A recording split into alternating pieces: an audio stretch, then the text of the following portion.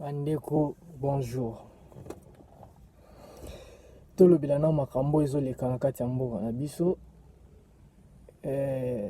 concernant certaines vidéos qui circulent sur le net concernant le frère ou pasteur Moïse Mbiye, le frère Mike Kalambai, Michel Bakenda et je ne sais quoi, qui d'autre plutôt. Bon, avant to banda, avant na banda koloba, il y a une écriture dans la Bible qui dit que la loi est venue pour Israël, mais les nations n'en ont pas connu l'existence. Donc ce sont les enfants d'Israël qui ont demandé la loi, qui ont choisi de vivre sous la loi. Mais les nations, non. Et aujourd'hui, nous ne vivons plus à l'âge d'Israël, nous vivons à l'âge des nations, parce qu'il a été aussi écrit dans la Bible que l'Éternel se tournera vers les nations. Et il a été aussi écrit dans la Bible que regardez, votre salut vient parmi les nations. C'est dans la Bible, il y a certains pasteurs qui essaieront peut-être de me contredire, mais c'est biblique, je n'ai pas inventé ça. Alors, moi, je ne suis pas un enfant d'Israël, je suis un peuple des nations. Alors, aujourd'hui, le salut est chez les nations. L'Éternel nous a visités de la même façon qu'il a fait. Donc, le type de Joseph qu'il explique très bien.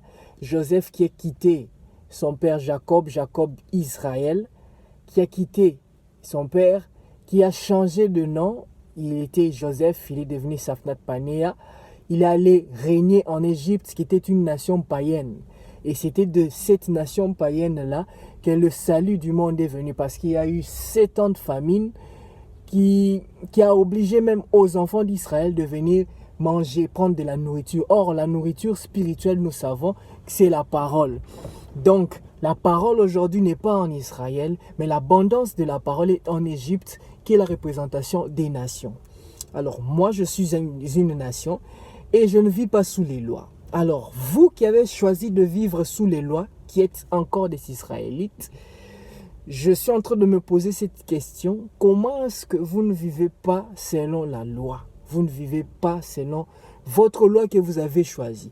Sachez-le bien que la loi, quand on l'a choisie, il y a des sanctions et ces sanctions-là nous suivent tant que nous ne vivons pas sous le quand que nous n'accomplissons pas les Écritures. Toujours dans cette même Bible, il a été écrit que maudit soit celui qui n'accomplit pas la loi dans toute sa totalité. Alors, si vous n'accomplissez pas la loi dans toute sa totalité, vous êtes maudit. Or, qu'est-ce que la loi d'Israël dit? La loi, les commandements disent. Dieu, il a parlé à partir de la bouche de ses serviteurs. Et quelque part, pour protéger ses serviteurs, il dit que personne ne touche à mes oins. Bon, les gens me diront, voilà, les oins, bazaba oins, banani, et tout ça, les pasteurs Moïse Mbiye, aza oins, anani, aza serviteur de Dieu, c'est un serviteur du mal. Mais attendez, est-ce que dans ce monde, il n'y a pas un serviteur de Dieu, que ce soit dans les spirituels ou dans les physiques? Tout qui est dans les spirituels et tout ce qui est dans les physiques, nous sommes des serviteurs de Dieu. Que ce soit dans le bien ou dans le mal. Je vous donne un exemple, Satan. Satan, c'est un serviteur de Dieu, c'est un oint de Dieu. Quand on parle de loin, l'onction, ça veut dire qu'on te donne.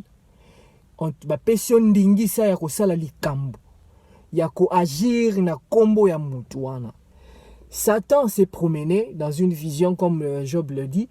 Il s'est promené et tout ça, et Dieu s'est promené, il a croisé Satan. Il dit à Satan, Satan, tu n'as pas rencontré mon serviteur Job. Il dit, ah, je l'ai vu là-bas, il est en train de baigner dans sa richesse. Et tout ça, il dit, est-ce qu'il est intègre et tout ça? Mais Satan lui dit, mais c'est parce que tu l'as béni, non? S'il avait rien, tu penses qu'il allait te servir de la sorte? Dieu lui dit, ok, va alors. Bon, en fait, je saute les étapes, mais il lui permet quand même de pouvoir aller toucher la vie, les biens, sauf la vie de Job. Il a été au service des dieux. Satan est au service des dieux. Beaucoup de pasteurs vont me contredire, ils vont chercher à dire que j'ai menti. Mais ce sont des écritures, on n'a pas le temps de lire toutes les écritures. Ce sont des écritures qui sont bibliques. Si vous vérifiez votre Bible, vous verrez. Je n'ai pas le temps de vous donner des versets et tout ça. Soit je vais mettre les versets à la fin. Vous verrez, je vais écrire les versets à la fin de cette vidéo. Satan était au service de Dieu. Prenons aussi l'exemple de Michée. Michée, il prophétise pour Akab. Il dit que voilà, je vois l'Éternel assis sur son trône. Il convoque toute l'assemblée du ciel. Il dit, qui va aller me séduire? Akab, il y a un esprit de mensonge qui sort. Qu'il dit, moi je ferai ceci, je ferai ceci, je ferai ceci. Dieu lui donne ordre. Il dit, ok, va faire comme tu le dis. Il était au service de Dieu. Donc, être serviteur de Dieu, c'est être au service de Dieu. Or, Satan est au service de Dieu. Le mal est au service de Dieu. Dieu manipule et le bien et le mal. Beaucoup de pasteurs vont me contredire aussi, mais Dieu manipule le bien et le mal. Parce que même dans Amos, on nous dit que le malheur n'arrive pas dans une vie sans que Dieu n'en soit l'auteur. Donc Dieu est à l'origine de ce qui nous arrive. Il fait ça pas pour nuire, mais il fait ça pour accomplir un destin, pour accomplir quelque chose, pour accomplir sa volonté, une volonté quelque part. Parce que si il n'y avait pas de maladie quelque part, Dieu n'allait pas être guérisseur. Il fallait qu'il y ait la maladie pour que l'attribut de guérisseur qui était en lui puisse se manifester. Il fallait que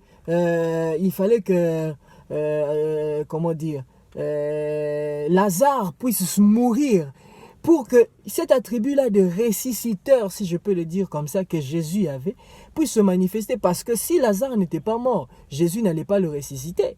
Et la gloire de Dieu s'est manifestée parce que Jésus a ressuscité Lazare. Donc Dieu manipule le bien et le mal pour accomplir un destin. Alors, même Satan est au service de Dieu, donc Satan aussi est un serviteur de Dieu. Alors, Dieu ne dit pas, ne touchez pas seulement aux serviteurs qui prêchent le bien, mais il dit, ne touchez pas à mes oins, touchez pas à mes serviteurs. Je vous donne un exemple, c'est écrit dans Juge. Plusieurs pasteurs peut-être chercheront à contredire, mais il a été écrit que l'archange qui se battait le corps de Moïse avec Satan, il n'a pas proféré des injures sur Satan. Même l'archange de Dieu, comme on va le dire ici, un archange, un protecteur et tout ça, n'a pas pu proférer des choses, des insultes sur Satan. Il dit que l'Éternel seul te réprimande. Et vous voyez un peu. Vous voyez, donc, je donne encore un autre exemple. Moïse. On savait que la loi de Moïse, que Dieu avait donnée en Horeb, il a été interdit aux enfants d'Israël de pouvoir se marier avec des païennes. Vous voyez? Mais lui-même Moïse, il s'est marié avec une Éthiopienne.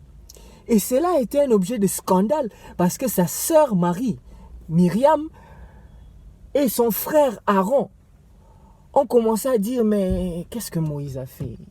La loi a interdit de se marier avec des païennes. Lui-même, il allait se marier avec Éthiopie. Dieu a entendu, il est venu, il a dit, vous trois, vous sortez. S'il y a parmi vous un prophète, je le parlerai par des visions, par des rêves.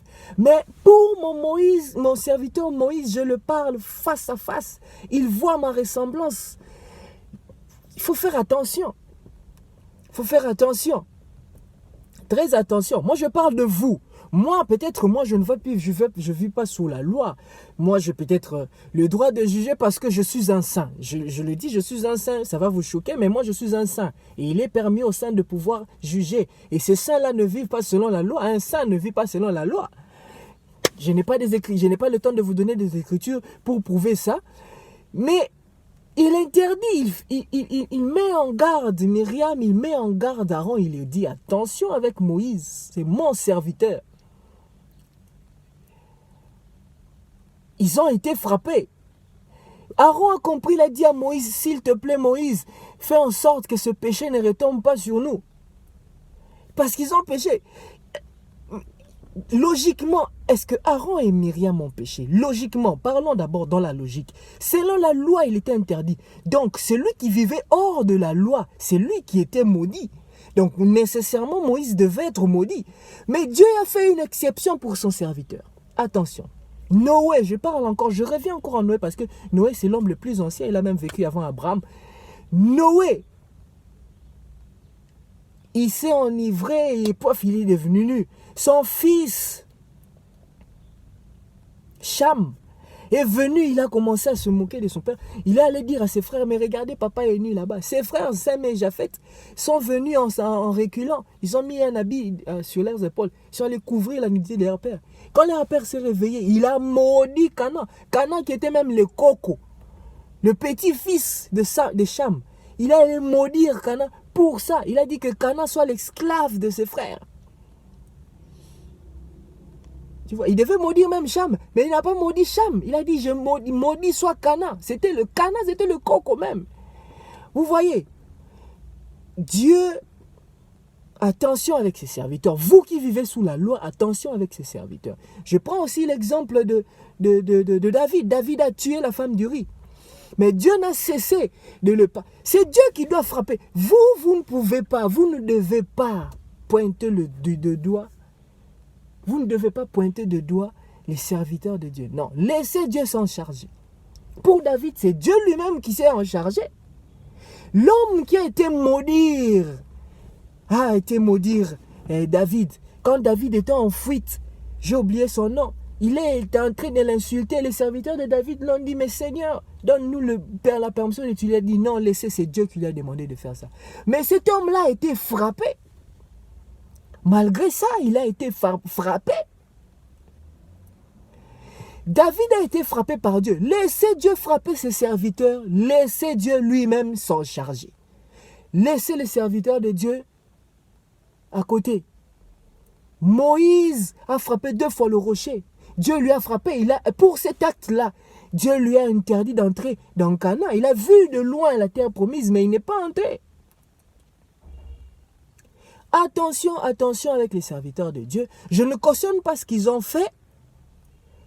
Moi, personnellement, moi je ne vis pas dans vos systèmes ecclésiastiques. Je ne cautionne pas ce qu'ils ont fait, mais faites très gaffe. Faites très gaffe avec les serviteurs de Dieu. Vous risquez d'être maudits pour rien. Vous les sœurs qui avez publié les photos, les vidéos, je ne connais pas vos noms, excusez-moi. Vous ne savez pas ce qui va vous arriver ou il risquerait de vous arriver. Moi, je me pose la question, quand vous avez commencé à vivre avec eux, parce que vous dites que ce sont des choses qu'ils ont commencé à faire depuis longtemps. Vous savez ça depuis longtemps, mais vous avez continué quand même à vivre avec eux. Et aujourd'hui, je ne sais pas, parce que peut-être ils vous ont répudié ou ils ne vont pas vous marier. Là, cette colère-là, cette haine-là vous a obligé à pouvoir publier les vidéos et les photos. Mais vous êtes maudits, mes sœurs, vous êtes maudits. Selon votre loi, vous êtes maudits. Vous n'avez pas caché la nudité de votre père. Et ce n'est pas seulement vous qui serez maudits, même votre descendance. Vous voyez maintenant aujourd'hui, les gens souffrir pour la nini. Les parents ne sali ba makambu moko boye. Oyo lelo bango bazo vivre nango na ndenge ya mabe. Les enfants souffrent aujourd'hui pour le mal que leur ont causé leurs parents. Hein? Faites attention, mes soeurs, mais vous êtes maudits. Vous êtes maudits. Excusez-moi, je ne suis pas en train de vouloir, je ne suis pas méchant contre vous.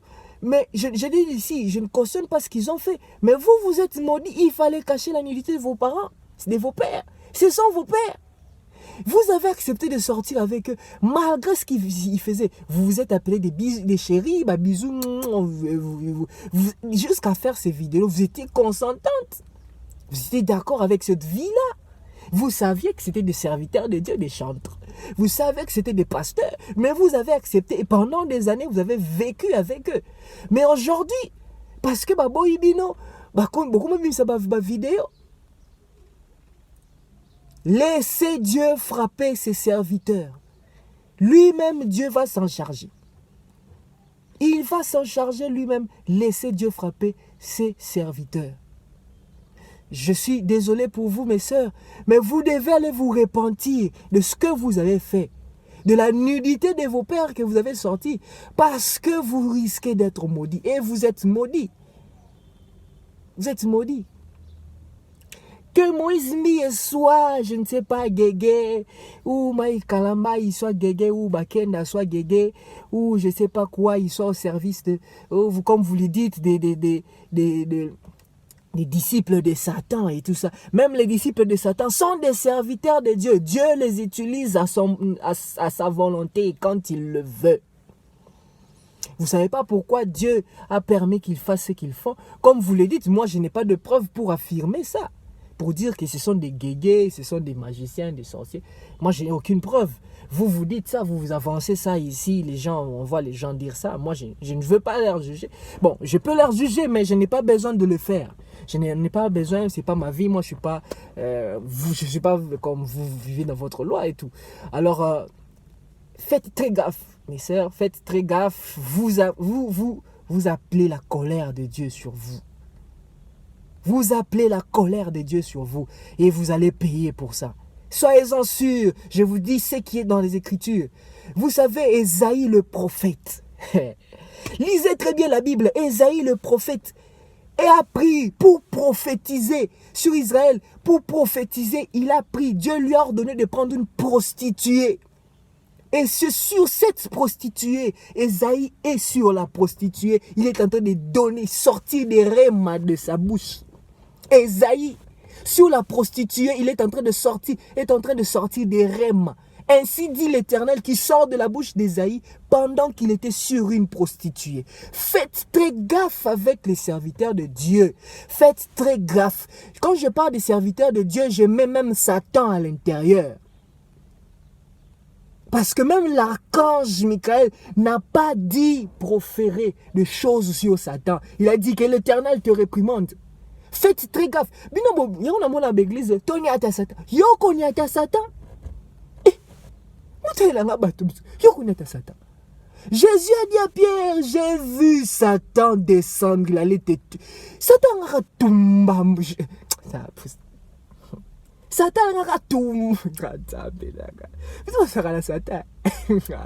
Satan a tumba. Pierre, c'est Jésus qui a protégé Pierre. Satan a tombé Yesu. Même si c'était une vision, même si c'était, disons ça comme ça, une vision. Mais Satan a tombé Yesu. Satan a papa. Oui, maman. Tu n'as pas la force de te battre contre Satan. Personne n'a la force de se battre contre Satan. Vous ne connaissez pas la puissance de Satan. Satan est super puissant. Vous ne connaissez pas. C'est Dieu seul qui a le pouvoir d'assujettir Satan. Soyez du côté de Dieu. Si vous voulez assujettir Satan, demandez sa force. Mais vous ne battez pas contre Satan. Alors mes sœurs, il est encore temps. Comme je le dis, je le répète, je ne cautionne pas ce qu'ils ont fait. Je ne le cautionne pas. Chacun de nous a sa réputation, que ce soit vous les sœurs, que ce soit aussi le pasteur et les frères Mike Kalambaye ou les frères Michel Bakenda. Ils ont leur réputation, protéger la réputation des gens. On dit ceci dans la Bible. Si ton frère se méprend, si ton frère se méconduit plutôt, tu vas le voir, tu lui parles. Tu lui parles, tu dis frère, tu te méconduis. S'il ne t'écoute pas, tu prends un diacre, je ne sais pas, un autre frère, vous allez à deux, vous lui parlez.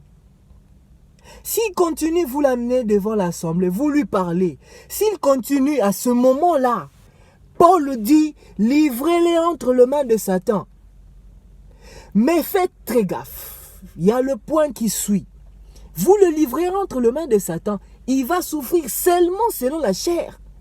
Mais que son âme soit sauvée au jour de l'avènement du Fils de l'homme. Keba, âme na yeza sauvé. Ah, mon pasteur Mbi est sauvé. Il peut peut-être souffrir dans la chair, mais son âme est sauvée, papa, maman. L'âme du frère Mike Kalamba est sauvée. L'âme du frère Michel Bakende est sauvée. Même ton âme, ma soeur, toi qui as publié les frères, vos âmes sont sauvées. Mais selon la chair, vous serez maudits. Vous allez souffrir. Vous allez souffrir. Salomon s'est détourné. Salomon! Oui, son royaume s'est déchiré, tout ça, mais Salomon est sauvé. Salomon est à côté d'Abraham, Adam et les autres, bah, ça bien. Ils sont sauvés, ce sont nos frères.